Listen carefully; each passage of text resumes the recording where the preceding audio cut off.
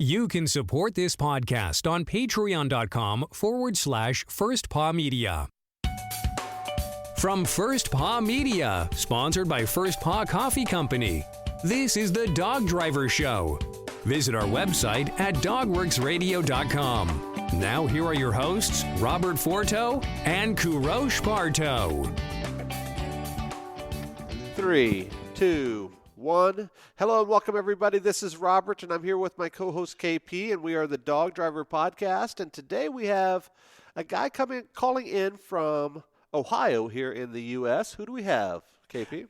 We have a great friend of mine, actually the whole family are friends of ours, Gary Frank, calling from Lodi, Ohio. Gary's been in the sled dog world for many, many years, and the kids, actually, they're kids. They've been in the sled dog sport for many years also. Gary, welcome to the show, and tell our listeners who you are and what are you all about. Gary Frank, born and raised, still in Lodi, Ohio. Basically involved in racing back in the late 60s, early 70s. Kind of got out of it in the mid to late 70s. And then my youngest son and daughter, when they were 10 and 11, we built a barn for 4-H projects. And then they decided they kept dragging out some of my old pictures of our family from years ago. And they decided they wanted to get into sled dogs instead of 4-H. So that's pretty much how we got started back into it again.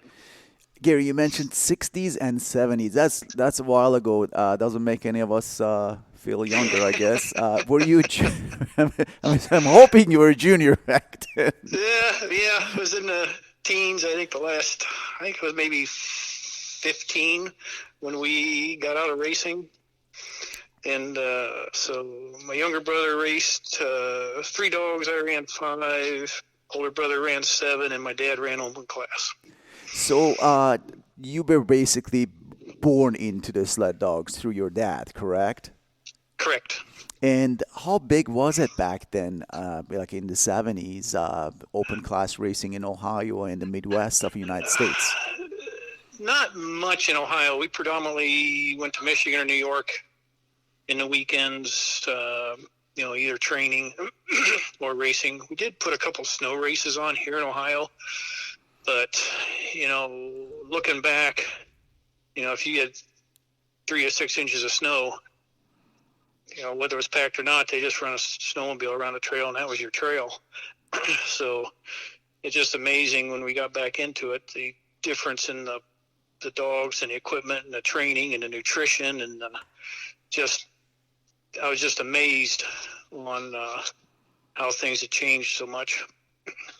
And in the 60s and 70s, when your dad and your brother and yourself, you raced, how many dogs you had in Ohio? We had a kennel. We were pushing 50 dogs. And I'm assuming they were all Alaskan Huskies because that's all we had back then, right? We started just like everybody else. We started with the first years too with Siberians. And then we started crossing them with Alaskans and they were crossing some pointers, some show dog pointers back then, just a little bit of that. And then that's when as far as I remember, we never got to run or try to race the dogs that we crossed in with the pointers. And that's something interesting coming to my mind is, I've talked to few people who stopped and the sport and a few years later, 5, 10, 20 years later, whatever, started again. When you start again as an experienced driver, what do you look for? I mean, what did you look for when you start to put a kennel together for the kids? I got on the phone and actually we dug up some of the old articles and called friends in Michigan. Started with Frank and Nettie Hall, spoke with them. They were well known and they were still well into the sport. And Tom and Beth Edge, their families. Started with them, and basically it was to get the kids back into it. We started with some younger distance dogs, and then we went and got some retired open class dogs and mixed those two together for the kids, for basically get them started on some safe, well-trained, experienced dogs is how we got started back into it. How old were Doug and Courtney then? 10 and 11. Yeah. Both Doug and Courtney, Frank, they actually came to Alaska several times, actually, visited us, helped us actually with our dog team and my partner's Cheesex dogs teams, and both kids, they were born and raised dog mushers. How many dogs you had when they were racing? We had 26 in the kennel. 26. And then they raced mainly the limited class, I'm assuming 6 and 8 and 4? Pretty much 4 and 6 dog. We never jumped into 8 dog. We just don't have the temperatures to try to condition an 8 dog team here and be competitive. Hence, everybody's going into dry land now. So you being the kennel manager when the kids were younger, because both Doug and Courtney are adults and actually Doug as a child, but how did you organize who's getting what? Who's getting, the best leader? Who's getting the best wheel dog? Were there feuds between the two? No, there was generally some issues there, but they pretty much had their favorites. When we would bring pups in, and we would, train them along, and they'd get attached to this one and they'd get attached to that one. So they kind of had their favorites there, but we always made sure they had a pretty good front end on them and could get out and back safely with the junior races that they were involved in, and it worked very well, combining the when we first started, combining the young distance dogs and the retired sprint dogs. And being juniors, did they take care of their dogs themselves, or you had to take care of them? No, they were. I tell everybody they didn't have time to get in trouble in school because they were in the kennel quite a bit every night. Usually in the mornings I would take care of them, and then every evenings they all had their specific chores they did, whether it was their dog or not. The whole kennel was all divided up as far as chores were required. We interviewed 3 young ladies in Norway last year or the year before that, the League Arts, and I was asking them, as a junior, how can you organize school, homework, racing competitively around your place? How did they do, Doug and Courtney? They did very well. We would, we'd either train in the evenings. In the fall, you had some daylight, but we trained a lot in the dark. Or we get up early in the morning and train before they went to school or went to work. But during race season, they pretty much took every Friday off. They had to have their school all caught up, all their work. It was just we had to work around their schedule. So Sunday night, coming home, whether we were in Wisconsin or Michigan or whatever, it was anywhere from a 375 mile to a 750 mile drive home. We had to have school Monday morning, so it made things interesting, but it worked. What was the furthest you ever went with the kids? Pardon me? What was the furthest race, the distance that you had to go? Furthest race in the lower 48 would have been Wisconsin, I think 750 miles, I believe, to there. And then in 2008, we took them out of school for 6 weeks and took them to Alaska. Yep. To race. Yep, I remember that. I definitely remember that. You mentioned the weather in your neck of the wood, and getting 3 inches of snow was a big deal, and dry land. Yes. Tell me about the evolution of the sport in Midwest of United States, and specifically in Ohio. Uh, when first, back when I raced when I was a kid, there was clubs and teams everywhere. When we got back into it there in 2002, 2003, I was pretty amazed on how many, whether purebred teams or all breed crossbred teams there were, and there was a lot. And now, not so many. I was really shocked on how, with these last two dryland events we put on, the amount of people are really involved with their dogs that have 1, 2, 3 dogs and doing either canicross or scooter or bicycles. I would never imagined there was that many people that would come out for an event and how far they drove. We had people here from Florida, Oklahoma, Quebec. Just, it's so it's evolving in that, where a lot of people have 1, 2, or 3 dogs that is manageable, and I don't see a whole lot of kennels with enough dogs to be competitive in limited class racing around here. So, Robert, Gary actually organizes one of the biggest dryland races in the lower 48 of the United States. Gary, how did the idea come up? I mean, honestly, who would have thought you would have organized a dryland race? Never. It was. I've always kept the trails maintained here for the last few years, and still train on them a little bit.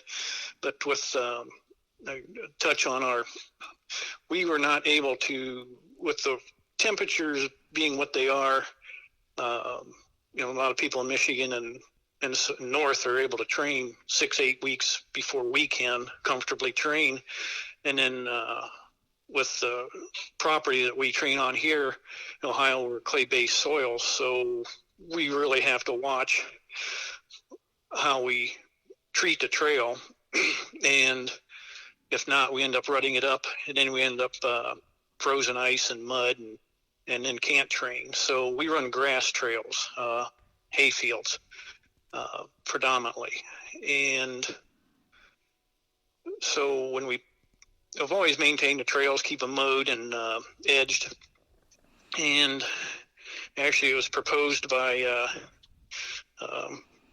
your friends Kenny and Lori Cheezick to, she said I was talking about where the sport is heading, and would I be willing to entertain opening my trails up to put on an event? Some of the hurdles we had is our trails are straight out, run loops around fields and into the woods, and we train for head-on passing, but I didn't want to put a race on that had anything involved in head-on passing, so we had to really change the trails up, had to add a new culvert crossing in a stream, and try to get the miles all to stay within ISDRA needs. We needed to put some additions into some fields, which became an issue. So how many miles of the trail system you are maintaining for this race? We ran right around 2. When we trained it, we had 2.5 where we didn't have to duplicate anything, so we trained 2.5 on our own property, and then we could butt up to a neighbor's property and gain a lot more miles. But with the race last year, we decided to do with the COVID rules, we wanted to keep it all on one piece of property, trying to sneak everything kind of under the radar. And so it was a challenge to get it to within that 2 to 2.2 miles and not do any head on and to try to keep it all on one piece of property that we have available to us. So this race, as an organizer, RGO, where do you find your timer? Where do you find your trail guard? Where do you find your sponsors, bibs, all of that? Well, with the bibs, I'll start with the easy one. The bibs, we decided that to go with like the 5K, 10K, and the half marathon racers, where we just got the numbers 1 through 200, I believe, and we had 2 sets. So everybody got a different number the next day. So we had to do the, trying to follow the COVID rules that Ohio had on. So, but that was kind of the easy part to, as far as organizing. We contacted Trailbreaker Sled Dog Club. It is still somewhat going in Ohio. Chris Seminator is the president of that club, and he does a fantastic job at organizing. I didn't get involved in the that part of the organization side, other than having meetings with everybody that we gathered up. It was just picking up the phone and calling people to say, hey, can you help? And can you do this? And just dug up the phone book and started calling people. And do they start from your yard? Where did they? I mean, Yes. So they're actually there in your yard. Where I live is we train right out of our kennel, but it abuts the property that we own where our business is. So we were able to use our business for a starting point and finish point for the race, and then our yard here at the business was where all the dog truck parking was. And people actually did camp there? Yes, they did. I was quite shocked on how many people slept in tents, how many people have campers that stayed. I don't have a full count, but there was probably, I must say, 20 to 30% of the people that were here stayed overnight. Wow. And how many teams altogether in that race? I believe this race there was just a pinch shy of 160 That entries. is crazy. 160 team. That is phenomenal. That a lot of people had 2-3 entries on each truck. Sure, I can understand that. But a lot of people just came with 1 or 2 dogs in the back of their SUV and had a great time. From Florida, Oklahoma, and Quebec, all the places. That is unbelievable. Obviously, You are doing a phenomenal job for these folks to come back year after year. And I'm assuming, hopefully, you're reorganizing the same event next year. Well, I told them at the end of the day there that last year it took me to July to get talked into doing it again. So maybe we'll be June this year to get talked into doing it again. But the trail's in as long as we can keep it, maintained and all that. Looks favorable as long as we can get Chris Seminator and Trail Breakers to manage the entries and the timing and there's a lot of behind the scenes work that a lot of people don't see, that takes just incredible amount of man hours and patience to organize. Oh, I can imagine. Also, just the snow fences that you have to put and the gates and all of that. Who does all of that? Do you do it yourself? Uh,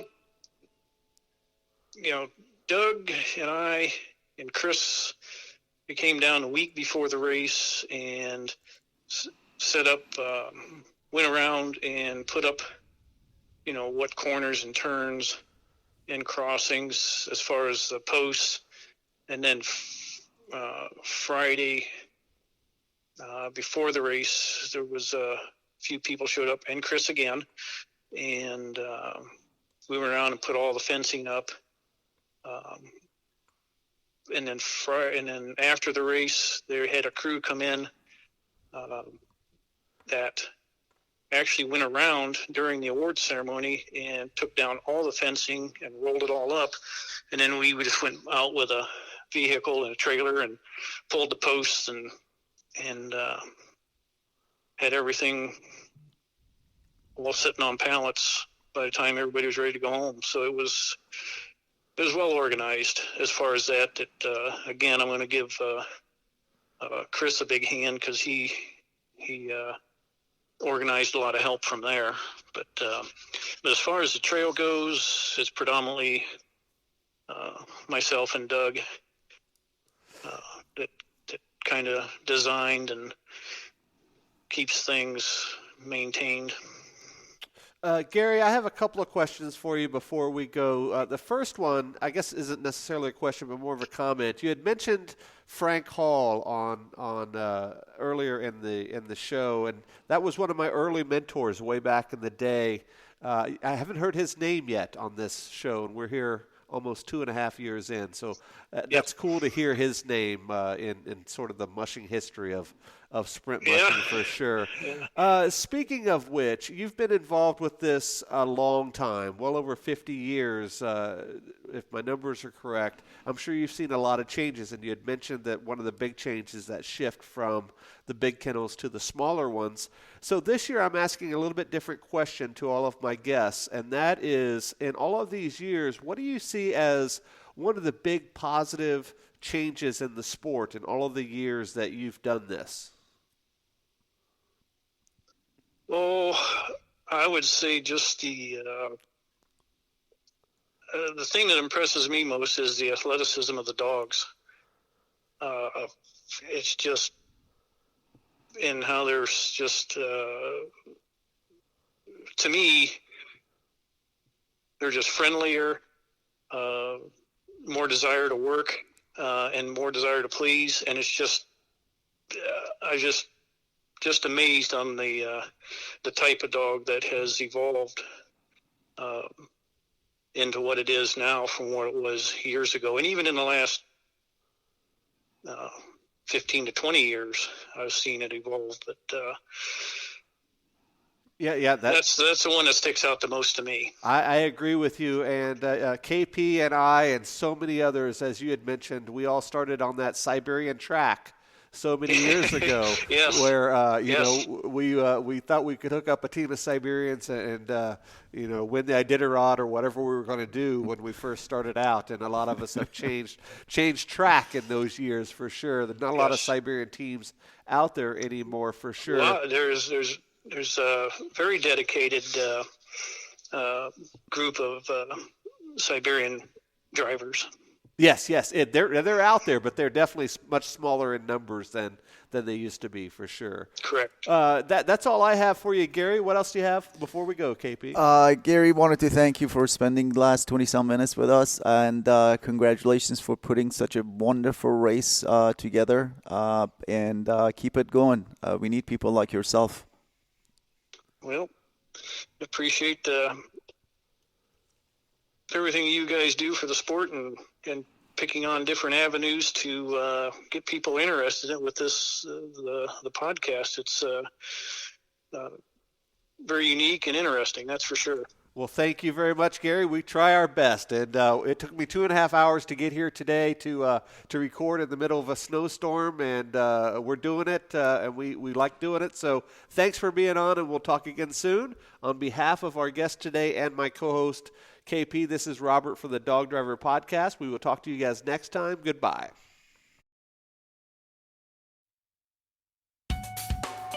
From First Paw Media, this is the Dog Driver Show.